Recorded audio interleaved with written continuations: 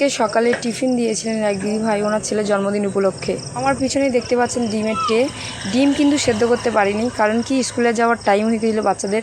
এবার টাইমের মধ্যে না টিফিনটা দিলে ওরা না খেয়েই স্কুলে চলে যেত। আমরা 3টের সময় উঠেছি, কিন্তু ওখানে যেতে যেতে আমাদের 6টা বেজে গিয়েছে। দুধটা গরম করা হয়েছিল, কিন্তু এত অতিরিক্ত গরম অল্প অল্প করে ঢেলে ঢেলে দেওয়া হচ্ছিল বাচ্চাদের, যাতে হাত না পুড়ে যায়। আজকে নভনীল সাহুয়ের জন্মদিন উপলক্ষে ব্রেকফাস্ট দেওয়া হয়েছে।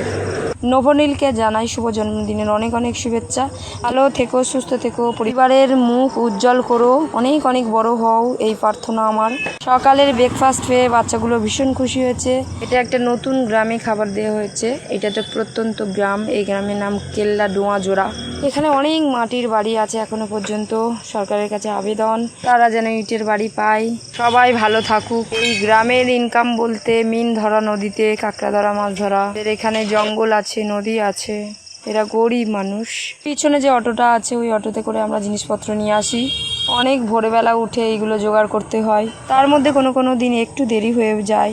সব দিন তো সমান যায় না, কোনো কোনো দিন একটু দেরি হয়ে গেলে আপনারা মানিয়ে নেবেন।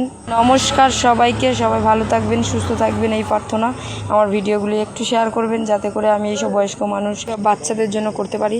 তবে মগ নিয়ে এসেছিলো, আমি অনেক বারণ করার পরেও শোনেনি আমার কথা। ওই মগটাতে নিয়েছিল, আমি পরের বার বারণ করেছি, আর তারপরের বারে দেবো না।